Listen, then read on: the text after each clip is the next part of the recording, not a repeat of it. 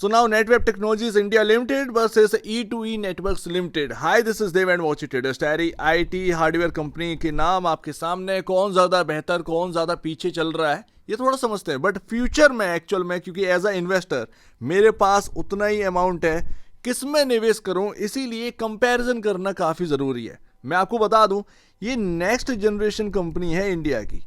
अगर आपके पास दोनों ही है पोर्टफोलियो के अंदर, कोई भी खराब बात नहीं है। एक्चुअल बेसिस पर आप विन विन सिचुएशन में। इवन इस चार्ट को जरा देखिए, इस चार्ट को ध्यान से देख लीजिए। मैं लास्ट में इसके ऊपर यहाँ पर बातचीत करूंगा और जो चार्ट समझते हैं थोड़ा समझ गए होंगे कि मैं कहना क्या चाह रहा हूँ। वही अगर रिटर्न की थोड़ी सी बात कर ले, जब से लिस्टेड हुआ है ये 223% का रिटर्न आपके सामने नेटवेब दे चुका है। बट E2E नेटवर्क से यहाँ पर ना आपके सामने 2049% का रिटर्न है।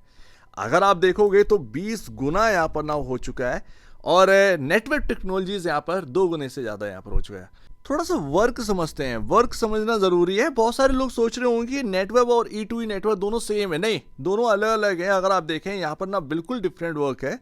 अच्छा, यहाँ पर ना E2E नेटवर्क्स में जो L&T लास्ट एंड टूवो यहाँ पर ना इसका प्रोमोटर ग्रुप में आ जाता है, उसकी वजह से E2E नेटवर्क्स को यहाँ पर ना काफ़ी ज़्यादा आगे की ग्रोथ परसेप्शन से समझा जा रहा है।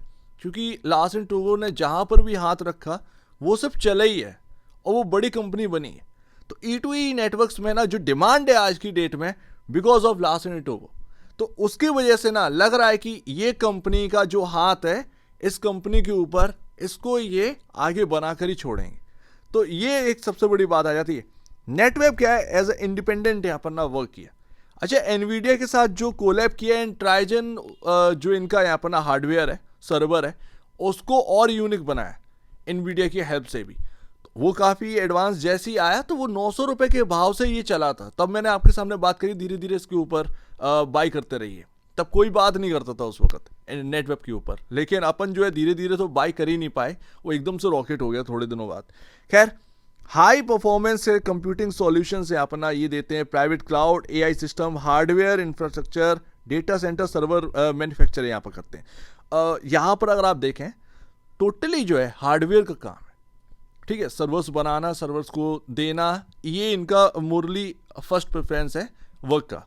बाकी AI वगैरह ये सब आ जाता है, बट सर्वर्स को कितना एडवांस बनाए, कितना है अपना वो डेटा सेंटर्स को और एडवांस बना सकते हैं, इसके ऊपर काम करते हैं नेटवेब। वही E2E नेटवर्क्स यहाँ पर hyper scalar cloud infrastructure provider है। ये थोड़ा सा डिफरेंट है, ऑफर करते हैं क्लाउड GPU इंफ्रास्ट्रक्चर और बाकी क्या यहाँ पर ना क्लाउड से रिलेटेड। अगर आप इसके बारे में थोड़ा सर्च करेंगे समझ में आएगा। डेटा सेंटर रिलेटेड है, बट क्लाउड में इनका बहुत बड़ा हाथ है।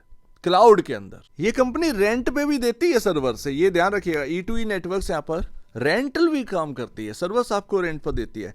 6199 करोड़ का मार्केट कैप है एंड यहाँ पर ध्यान रखिएगा ये स्मॉल कैप के अंदर आते हैं। हालांकि नेटवेब भी आता है, बट आज की डेट में नेटवेब देखिए 16,449 करोड़ का मार्केट कैप पर पहुंच गए। जब अपन लोग बात करते थे 6-6,500 करोड़ का मार्केट कैप था, आज की डेट में कहां पर पहुंच गया, सीधा 10,000 करोड़ का यहाँ पर मार्केट कैप बढ़ता हुआ नजर आया।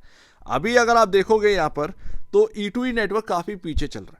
बट मैं आपको ना एक थोड़ा सा रिस्क फैक्टर बता दूं इन दोनों स्टॉक्स के साथ, लेकिन वो बात की बात है। पहले फाइनेंशियल इंडिकेटर देखते हैं जरा। तो यहाँ पर अगर आप देखेंगे पी रेशियो 179.64 का पी रेशियो देखने को मिलता है। प्राइस टू बुक वैल्यू जो है वो आपको 3.91 टाइम देखने को मिलता है, 3.91 टाइम। एंड उसके बाद नेटवेब के अंदर देखेंगे तो 127 का पी रेशियो देखने को मिलता है एंड वहीं 29.61 टाइम यहाँ पर price to book value.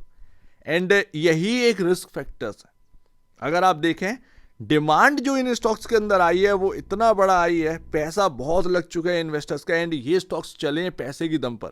But आने वाले क्वार्टरली नंबर्स जो है वो डिपेंड करेंगे कि स्टेबिलिटी इन स्टॉक्स के अंदर रहेगी या नहीं रहेगी। रिस्क फैक्टर मैं आपको बताता हूं कि है क्या। मान लीजिए 10 रुपए का स्टॉक है जो बढ़कर 100 रुपए पहुंच जाता है सिर्फ और सिर्फ 3 महीने के अंदर, राइट। अब 3 महीने के बाद, क्योंकि अगर आप देखेंगे स्टॉक रिटर्न कितना दे गया है, 10 टाइम आपका रिटर्न बन चुका है। उसमें आपका पी रेशियो भी चेंज हो गया होगा, प्राइस टू बुक वैल्यू भी चेंज हो गया होगा, काफी सारे फाइनेंशियल इंडिकेटर हैं जो कि चेंज हो चुके होंगे, राइट। बट आपका क्या हुआ, क्या EPS जो है वो आपका उधर का उधर ही था। एंड आपका स्टॉक का भाव जो है वो बढ़कर 100 रुपए हो गया, बट अर्निंग पर शेयर अभी भी वही है। अब यहां पर क्वार्टरली नंबर्स आए, क्वार्टरली नंबर्स से क्योंकि एक बड़ी रैली हो चुकी है तो एक होप बिल्डअप है कि नंबर्स अच्छे आए होंगे, नंबर्स अच्छे आएंगे या कंपनी कुछ बेहतरीन करके दिखाएगी, अदरवाइज ये स्टॉक के अंदर तेजी नहीं होती। इन स्टॉक्स के अंदर जो तेजी हो रही है E2E नेटवर्क्स और नेटवर्क टेक्नोलॉजीज, इनमें एक होप है कि ये आगे चलकर बहुत बेहतरीन सिनेरियो इंडिया के अंदर रखेंगे, कंपनियां बोलेंगी। तो इसीलिए इनमें तेजी है। डिमांड क्यों है? क्योंकि यहां पर ना पैसा इसीलिए लगा है क्योंकि आगे कंपनियां बढ़ रही हैं और इनकी नीड है। But quarterly numbers he market के अंदर परफॉर्म करवाते हैं स्टॉक को। मान लीजिए अच्छे क्वार्टरली नंबर आ गए तो एक स्टेबिलिटी मिलती है 100 रुपए पर, और अगर नहीं आते हैं देन यही चीज ना ड्रैग कर देती है, 100 रुपए से गिरना स्टार्ट हो जाता है। फिर वो चाहे 60 रुपए रह सकता है, ये सब मैटर करता है क्वार्टरली नंबर्स पर। चाहे वो 60 रुपए रह जाए, 70 रह जाए या 50 रुपए रह जाए, डजेंट मैटर। ये आपका क्वार्टरली नंबर्स पर एक होप बिल्डअप होती है, वो होप जब टूटती है तो ये ऐसे ही होता है। इन स्टॉक्स में भी ऐसे ही है, अगर क्वार्टरली नंबर्स अच्छे आते रहे, परफॉर्मेंस अच्छा देते रहे, स्टेबिलिटी आती रहेगी, बट एक बार भी जरा सा बिगड़ा ना तो बहुत बड़ा डैमेज पहुंचता है। एआई असिस्टेंट से पूछने की कोशिश करिए कि बेटर कौन सा यहां पर ना दिखता है आपको, तो उसका कहना देखिए क्या है। अगर आपको फास्टर ग्रोथ और आप बिलीव करते हैं कि एआई क्लाउड इंफ्रास्ट्रक्चर थीसिस पर, तो आप नेटवेब की तरफ जाइए। रेवेन्यू ग्रोथ, स्केल, प्रॉफिटेबिलिटी जो है वो काफ़ी बेहतर रहेगी। बट अगर आपको प्योर प्ले करना है cloud services, right, cloud services जिसके अंदर हार्डवेयर रिस्क जो है वो आपको कम चाहिए, क्योंकि हार्डवेयर रिस्क, क्योंकि आप देखेंगे कि जगह जगह जो है ना कंट्रीज अपना टैरिफ वैरिफ लगा देती है, टैक्सेस लगते हैं, तो उससे जो है महंगा और सस्ता होने लगता है। तो E2E नेटवर्क्स में हार्डवेयर रिस्क जो है ना वो काफ़ी कम है एंड प्योर प्ले है क्लाउड सर्विसेज का। तो अगर आपको एक प्योर प्ले क्लाउड सर्विसेज में जाना है तो E2E नेटवर्क्स में आप चले जाइए, अदरवाइज नेटवेब आपका जो है वो एक डिफरेंट कंपनी बैठ जाती है, ठीक है। तो ये आपका है, बट यहां पर साफ साफ कहना है वैल्यूएशंस जो है ना वो बहुत एक्सट्रीमली हाई पर चल रही है, और ये वास्तव में मानने वाली बात। आने वाले क्वार्टरली नंबर्स यहां पर बताएंगे कि एक्चुअल बेसिस पर होता क्या। हालांकि आप ये मत सोचिएगा कि स्टॉक्स जो है वो भड़बड़ा कर गिर जाएंगे, गिरेंगे तो रिकवर भी होंगे अगर वो एक्सपेक्टेशन मीट नहीं करती, लेकिन ये आगे के हीरे हैं आप ये कह सकते हैं। और वो मैं शुरू से आपसे कहता हूं कि ये नेटवेब जो है, क्योंकि E2E नेटवर्क मुझे उस वक्त पता नहीं था, तो नेटवेब जो है मैं आपसे कह रहा हूं ये पोर्टफोलियो स्टॉक है, ये 10 साल का स्टॉक है, क्योंकि हम देखें डेटा सेंटर लग रहे हैं वगैरह वगैरह, बहुत नीड है, किसका यहाँ पर जरूरत पड़ेगी? नेटवेब जैसी कंपनियों की। हर प्राइस पर पे नहीं किया जा सकता हर स्टॉक को, ध्यान रखिएगा इस बात को, मेरी बात को ध्यान रखिएगा। भले कितनी भी तेजी आ रही हो, बट हर प्राइस पर आप पे नहीं कर सकते। थोड़ा सा ना रुकना चाहिए, पेशेंस रखना चाहिए, अपने प्राइस का वेट किया करिए। कोई भी स्टॉक हो A to Z, कितना भी यहाँ पर ना वो लोग चिल्लाते रहे कि ये होगा वो होगा, 16,000 करोड़ का कंपनी बहुत बड़ी होती है, आगे की अर्निंग्स काफ़ी फोकसेबल रहेंगी, ठीक है ना। अभी काफ़ी इंपॉर्टेंट जगह पर है, देखिए ये अपना ऑल टाइम हाई निकाला, एंड ये एक ऐसी जगह पर है जहां पर आपका 2900 रुपये मैटर करता है, और आप उससे सिर्फ 3 रुपये ऊपर ही बंद हुए 2903 पर, तो एक काफ़ी इंपॉर्टेंट जगह है। अच्छा 3200 से ये गिरकर 2900 रहा है, तो ये एक इंपॉर्टेंट जगह पर स्टॉक आ चुका है।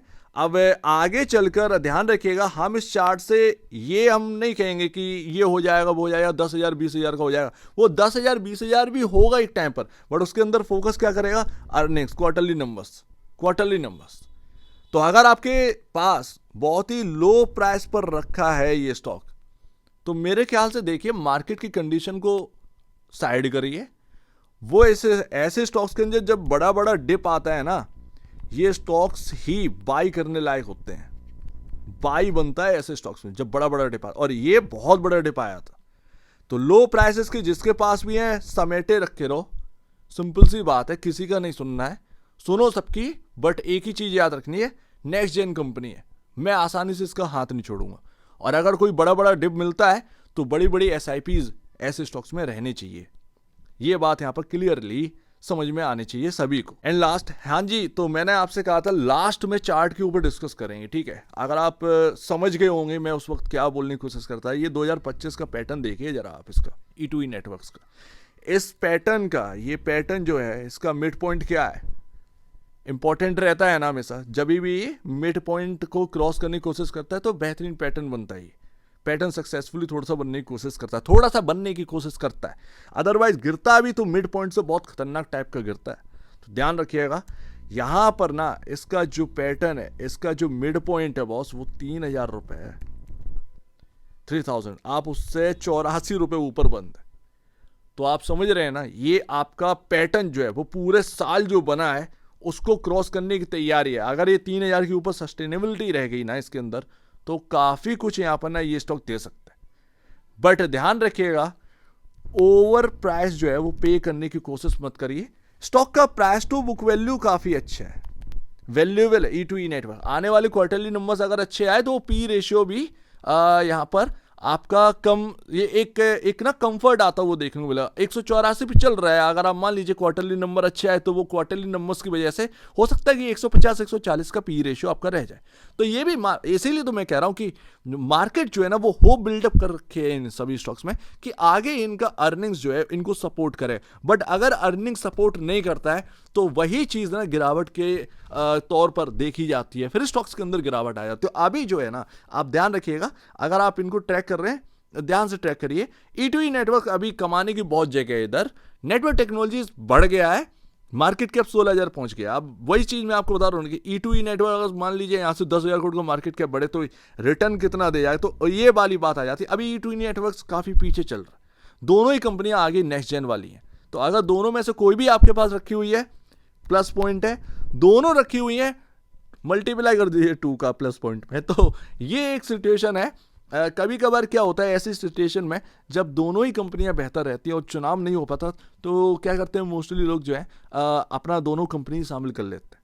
एंड ये कभी कभार नीड भी होता है। हम कभी कभार ये प्रिडिक्ट नहीं कर सकते, म्यूचुअल फंड वाले भी कभी कभार यही करना पड़ता है, ठीक है ना। बड़े बड़े लोग भी यही करते हैं कि नहीं कंपेयर कर पा रहे, बट दोनों ही कंपनी बेहतरीन है, दोनों ही इंडिया के लिए इंपॉर्टेंट है और दोनों का काम भी थोड़ा सा डिफरेंट है। तो इसीलिए दोनों कंपनियां नीड है तो दोनों कंपनियां पोर्टफोलियो में होने चाहिए, ये सिंपल सी बात है। सो उम्मीद है काफी कुछ आपको समझ में आया होगा। एक बार निवेश से पहले या बेचने से पहले अपने ब्रोकर एडवाइस से जो सलाह लीजिएगा, खुद की स्टडी करेगा उससे बेहतर कुछ भी नहीं, खुद की स्टडी मस्ट है। तो आप दीजिए मुझे वीडियो देखेंगे, बहुत धन्यवाद दोस्तों।